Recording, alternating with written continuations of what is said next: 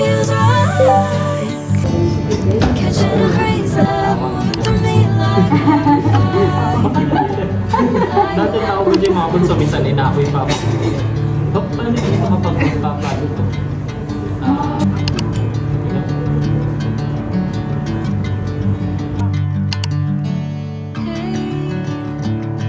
never the same.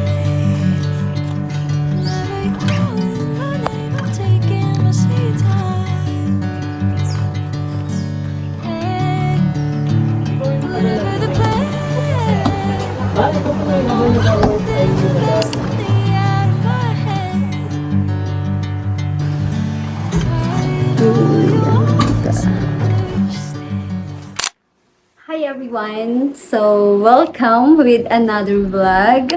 Ayan, and I think this is our first vlog sa year 2026. Ayan, so sobrang tagal bago ulit nakapag-vlog. So, dito kami ngayon sa Pusitali by Sanctuary dahil we're celebrating our first wedding anniversary. And dito namin naisipan na i-celebrate, simple celebration lang para sa goodness and faithfulness ng Lord sa buhay namin mag-asawa as 1 year wedding anniversary. So, yes, dito tayo sa room namin. Ayun, so kanina nakita nyo yung pagpasok. So, very lang din siya, simple lang din. So, pagpasok pa lang makikita nyo na agad yung bed. And then, eto yung drawer nila. So, yun, dinisplay ko na dyan guys yung mga pagkain namin. And then, pakita ko sa inyo guys yung bathroom. At talagang sobrang ganda. Yan, pagpasok mo pa lang, ayan. Ayan, sobrang ganda. So, eto. Hi, tingnan lang. Gusto ko pala yung ilaw. Ayan. Hi, so ito yung kanilang bathroom. At saka ang nagustuhan ko dito ay yung bathtub nila. Look at that. Ang kagandahan doon, yan, harap pa siya sa dagat. Ayan. And that is their shower. Ayan.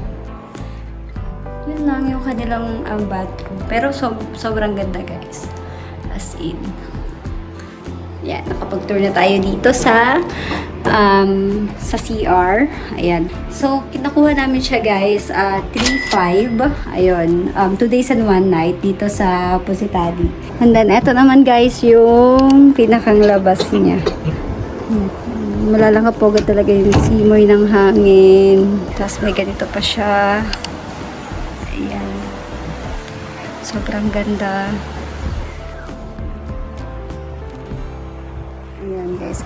Actually, dalawa yung pinagpipilian sa amin. Kung ito daw or yung may isa pa silang room. Ito yung unang pinakita nila sa amin. And ito yung nagustuhan na rin namin kasi nga ito, natatanaw mo agad yung dagat. Tapos ramdam mo agad yung simoy ng hangin. At ayun, ito yung pinili namin nung kami ay nag-inquire dito sa Pusitali. So,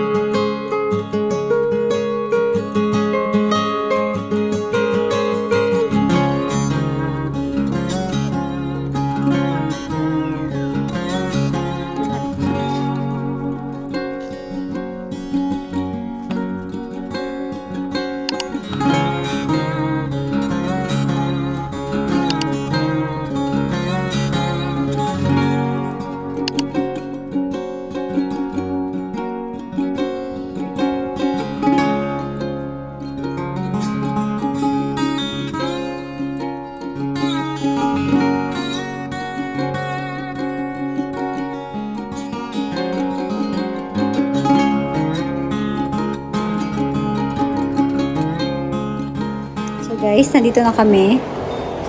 Hi! Ay, nabanasan na siya. Ayun. So, 4 p.m. na guys at mamaya ay maliligo kami sa swimming pool mga 5 p.m. Kaya pumunta muna kami dito kasi medyo nangalay na ang aming mga paa at binti. Dahil ayun, nilibot namin yung pusitadi dito sa taas. Kaya ako sinabing pusitadi dito sa taas kasi meron pang pusitadi doon sa pinakambaba talaga. So, itong pusitadi na ito ay parang, ano tong mahal? Itong sanctuary ang tawag nila na sanctuary pusitadi. So, kapag naka-check-in ka dito, meron kang, anong sinabi dun sa atin? Pwede kang makapunta dun sa, isa pa dun, na beach dun sa baba. So, may access ka, dun sa pusitadi din dun sa baba. So, ayun, balak sana namin pumunta doon kanina. Bababa sana kami. Kaso, hibas. Yun, so nakita nyo nga kanina, yung kati, yung tubig. Yun, hibas ang tawag dito sa amin. And, naisipan namin na bukas na lang ng umaga or baka next time na lang. Ang masasabi lang namin, sobrang relaxing at talagang, yun, so nakaka-relax. Ayun. So, medyo mainit lang din ngayon. Kaya pumunta na rin kami dito. Tapos, ayun nga, mga 5 p.m. ay pupunta kami dun sa swimming pool. So, nabisit na rin namin yung pool at sobrang ganda guys. Ayun, kasi matatanaw mo talaga yung dagat. So, samahan nyo kami maligo mamaya. Hi guys. So, anong oras na? 5:43 na ng hapon guys. At ayun, akala namin makakaligo kami ng eksaktong 5 p.m. Pero eto, mag-aalas 6 na. At doon pala kami maliligo ng pool. So, ano pang hinihintay natin? Let's go! Pero pakita ko nyo muna sa inyo guys itong sky. Yan. Ganda.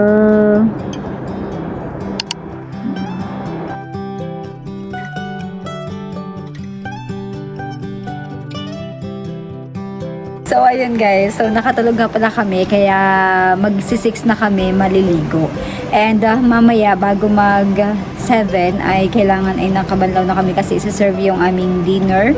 Mamaya. So, bali, umorder na lang kami dito guys ng dinner. At, meron naman kasi silang mga pagkain na pwede nyong orderin kapag, ayun, hindi na kayo nakabili ng food sa labas.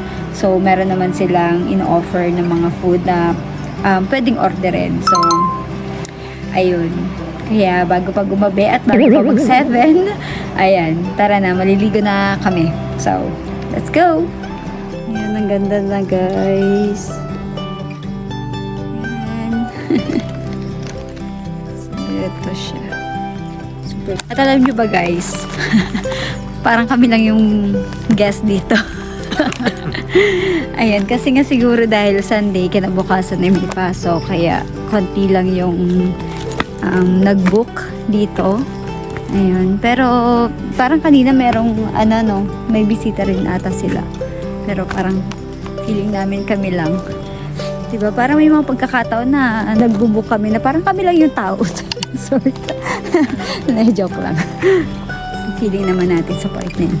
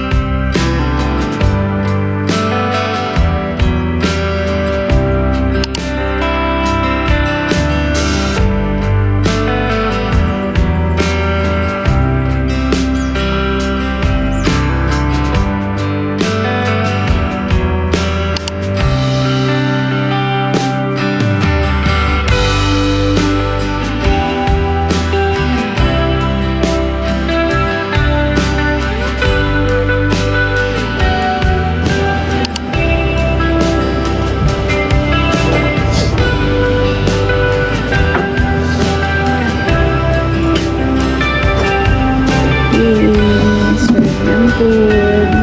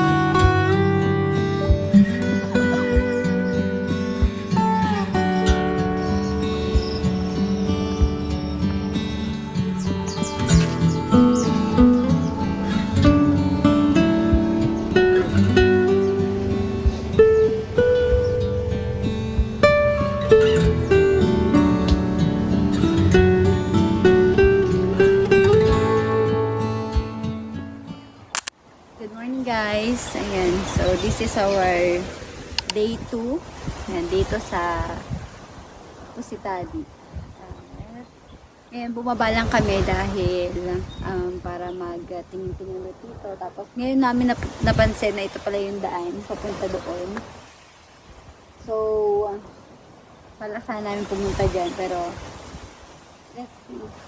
Tapos din mamaya kasi mga 7 or 7:15 pupunta na kami sa taas kasi merong free breakfast ang inclusion doon sa, so ayun, isi-serve daw nila ng 7:30 yung breakfast namin, kaya mamaya mga 7 or 7:15 ay pupunta na kami, babalik na kami, I mean sa taas. Namiss ko ang bantuin kasi ganito yung feeling kasi ramdam mo yung simoy ng hangin, at the same time yung tunog ng dagat kasi malapit din talaga sa dagat, mga tunog ng ibon, so yun. Para kami bumalik sa Banton. I mean, Banton feels talaga.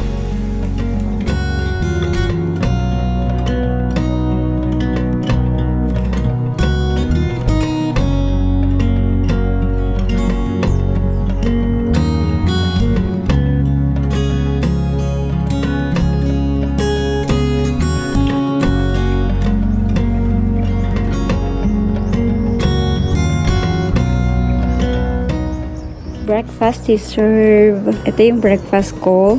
Corned beef and egg. And then sa asawa ko naman ay bangus. At saka ito. And then also we have choco and coffee. Ayan. And then yung tira pa namin kagabi. Ayan. That's it guys.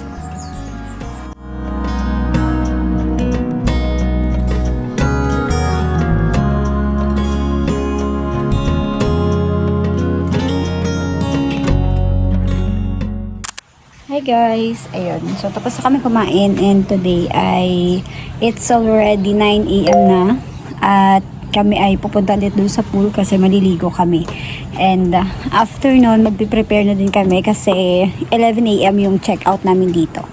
Kaya, ayun. Sulitin na natin yung araw na nandito pa tayo sa Pusitadi. Kaya, for the second time, liligo ulit tayo ng pool. Balak sana namin sa dagat. Ayaw naman ng aking Diyosawa. Kasi maingat daw. So baka siya mangitim. Yun.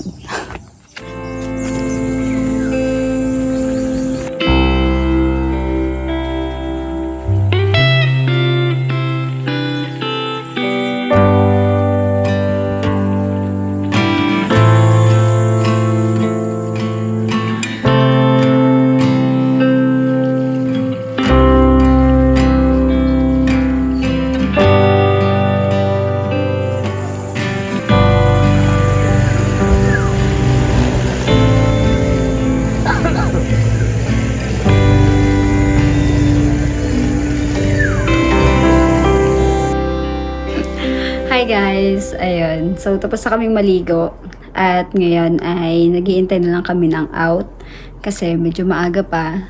So hinihintay namin yung 11 AM para sulit na sulit yung bayad namin. Siguro mga 10:45 pwede na kami mag-check out. Ayun. Kasi after nito guys ay diretso na rin ako sa work ko, and then si Conden ay diretso na rin siya sa work. So ganyan talaga ang buhay. Tuloy pa rin tayo sa pagkayod, sa pagtatrabaho, ayun. Pero hindi masama ang magkaroon ng simple celebration, vacation, ayun. Para naman makapag-relax din naman tayo. Hindi puro trabaho. Minsan ay ilaan din natin yung ating mga sarili sa mga ganitong opportunity na pwede tayong mag-relax or mag-chill lang. Ganito lang namin simple sineselebrate yung aming first wedding anniversary dahil hindi kami nakapag-celebrate ng ganito no after wedding or nakapag-honeymoon na ganon kasi ayun, diretso agad kami sa mga trabaho namin that time. So yun, thank God kasi nagkaroon kami ng ganitong bonding mag-asawa.